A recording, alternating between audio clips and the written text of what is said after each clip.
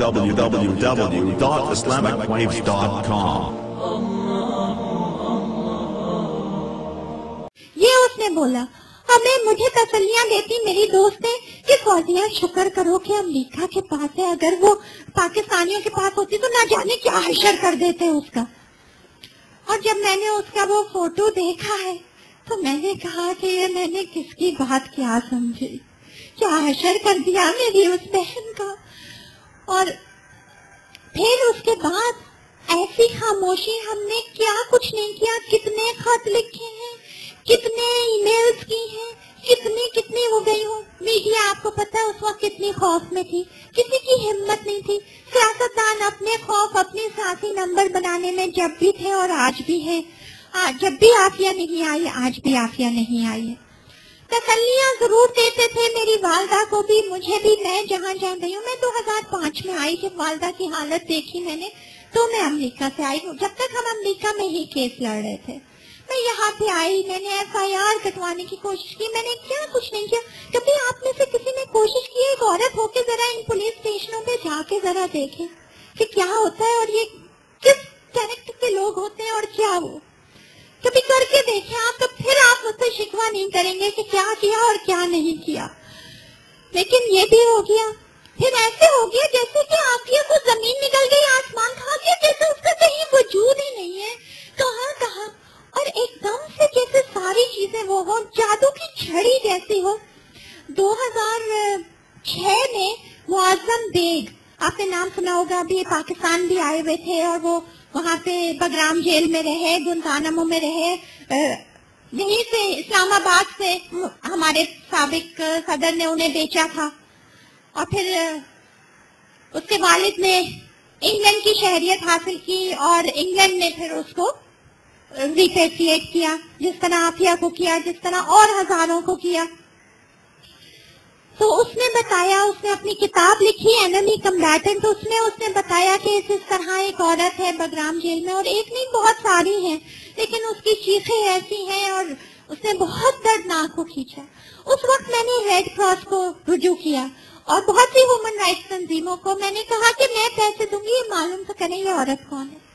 شاید پتہ نہیں دل میں یہ آیا کہ شاید یہ عافیہ ہو، اگر نہیں بھی ہے تو کسی عورت کے ساتھ بھی ایسا نہیں ہونا چاہیے. میں کہ جو بھی ہے اس کا معلوم کریں.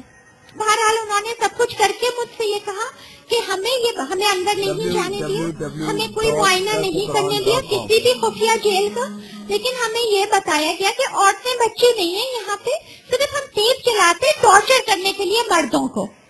تو انہوں نے جو بات، تو پھر میں بھی چپ ہو گئی. اور یہ لیکن اس کے بعد مطلب ایک دل بے چینی تھی. اور یہ پھر ہمارے وکلا نے کہا کہ آپ لوگ ڈیڈ باڈی کے لیے فائل کریں. بہت عرصہ ہو گیا، بہت وہ ہو گیا. ان لوگوں نے کہا تھا وہ الائیو اینڈ ویل ہے. ہم نہیں سمجھتے کہ ننھے بچے کسی حال میں اس طرح الائیو اینڈ ویل ہو سکتے ہیں، تو ان کی ڈیڈ باڈیز کے لیے آپ مقدمہ درج کریں. تو ہم نے مقدمہ درج کرا کہ ہمیں ڈیڈ باڈیز دو، نہیں تو پھر بتاؤ اگر زندہ ہے تو ہمیں دکھاؤ ملاؤ، نہیں تو پھر ہمیں لاشیں دو اور ختم کرو اس قصے کو. کیوں ہمیں زندہ درگور کرتے ہو؟ تو یہ پورا کیس ہم نے بنایا، یہ ہم نے جمع کرایا. ادھر وہ کیس جمع کرایا تو جج نے کیس لینے سے انکار کر دیا کہ یہ بہن اور بھائی نے کیا ہے، والدہ زندہ ہے، والدہ کے دستخط لاؤ. تو انہوں نے پاکستان بھیجا. تو ہماری امی جو ہے وہ رو دی کہ میں نہیں اس پہ دستخط کر سکتی، میری بیٹی زندہ ہے، میرا دل کہتا ہے میری بیٹی زندہ ہے. لیکن خیر ہم یہی کر رہے تھے ہم کہ کروا لیں، یہ کریں. ہم نے پھر دوبارہ سے وہ کر کے کہ ان کی طبیعت صحیح نہیں ہے، یہ نہیں ہے نا، پھر کر کے ہم نے جمع کرایا. وہ خیر جمع ہو گیا. ادھر وہ جمع ہوا. ادھر طالبان کی قید میں ایک انگریز صحافی رہی، اس نے نکل کے فاطمہ مل گئے کعبے کو صنم خانے سے، اس نے نکل کے اور پھر اسلام قبول کیا. اور وہ واپس آئی اور اس نے کہا کہ میرے ساتھ تو بہت اچھا سلوک ہوا، لیکن جو اور جیلوں میں عورتیں اور بچے ہیں ان کے ساتھ کیا سلوک ہو رہا ہے. اس نے پھر آواز بلند کی. آپ کو پتا ہے وہ پاکستان بھی آئی اور اس کے بعد ایک دم سے جیسے جادو کی چھڑی ہلی ہو، ایک دم سے سب لوگ حرکت میں آ گئے اور سب لوگ افغانستان پہنچ گئے. آپ کو پتا ہے پوری دنیا سے وفد پہنچ گئے افغانستان کہ ہمیں دکھاؤ، ہمیں ملاؤ یہ کون ہے پرزنر 650 اور خواتین اور بچے کہاں ہیں اور کون کون ہے، سب دکھاؤ ہمیں. تو جیسے جادو کی چھڑی ہوئی ہو غزنی میں عافیہ مل جاتی ہے ان کو. ہمارے گھر FBI آتی ہے کہ عافیہ ہمیں مل گئی ہے. اور مزے کی بات جو ہے اس وقت تو ہمیں نہیں پتا تھا, لیکن اب عدالت میں گواہوں کے بیانات سے جو بچہ عافیہ کے ساتھ تھا اس کا بیان بھی عدالت میں ہے. وہ بچہ نہیں تھا جو بچہ اس وقت میرے پاس ہے جو عافیہ کا بیٹا ہے, وہ ایک دوسرا بچہ تھا. اس کا بیان عدالت میں قلم بند ہے. آپ اگر جائیں pacer.com پہ ساری عدالت کی وہ ہے, آپ اس میں پورا خود بھی پڑھ سکتے ہیں. مختصراً آپ کو بتاتی ہوں.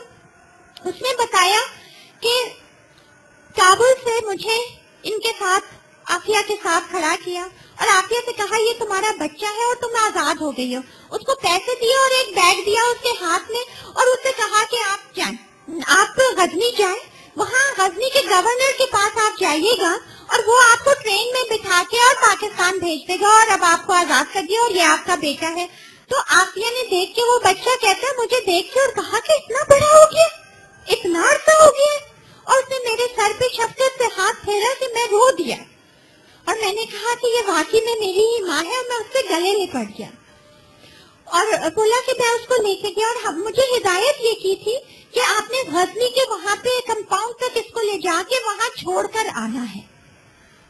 ہم لوگ بیٹھے ٹیکسی میں, بس میں, مجھے یاد نہیں ہے, بہرحال وہ بیٹھے اور جب وہ وہاں پہ پہنچے تو وہ بتاتا ہے کہ ایک دم سے اذان کی آواز آ رہی تھی, حی علی الصلاح حی علی الفلاح.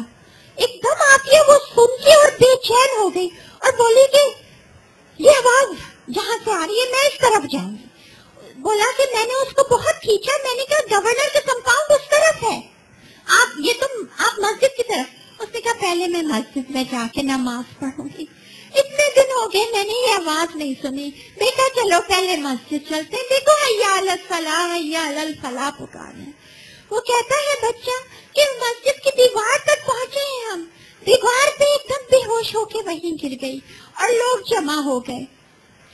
ادھر گورنر صاحب کا بیان ہے کہ ان کے پاس فون آیا کہ ایک بے حد خطرناک خودکش بمبار آ رہا ہے, آپ اپنی پوری فورس کو باہر کھڑا کرتے. جیسے ہی نظر آئے ایک عورت کے بھیس میں آ رہا ہے, پاکستانی لباس پہنے ہوئے, دور سے نظر آئے گا اس کے ساتھ ایک ٹین ایج بچہ ہے. آپ کو جیسے ہی نظر آئے آپ چھل نہیں کرتے, یہ بے حد خطرناک ہے, پورے غزنی کو اڑا دے گا, ایسا اس کے پاس مواد ہے. تو وہ سب وہاں پہ تیار تھے, لیکن آپ دیکھیے وہ مکروا و مکر اللہ واللہ خیر الماکرین, کہ جسے اللہ رکھے اسے کون چکھے. وہ تو وہاں اگر وہ اس وقت وہاں غزنی کے ادھر چلی جاتی اور دیکھیں ڈرگ کر کے اس طرح کیسا, یہ جو تصویر اس کی نظر آتی نا آپ کو, مقدمہ چلنے سے پہلے تک میں سمجھتی تھی کہ یہ تصویر جو ہے یہ اس کی گولیاں لگنے کے بعد یہ حالت ہوئی ہے, یہ گولیاں لگنے سے پہلے کی حالت ہے. اور یہ اس وقت کی ہے, وہ پیچھے جو سفید دیوار ہے نا وہ مسجد کی دیوار ہے. جب وہ وہاں پہ اس حالت میں انہوں نے کر کے اور نشہ دے کے وہ کیا تھا کہ وہ بھاگ نہ سکے, کہ گولیوں سے چھلنی ہو جائے. ہم نے ڈیڈ باڈی مانگی تھی نا, وہ ہمیں ڈیڈ باڈی دے دیتے. اور یہ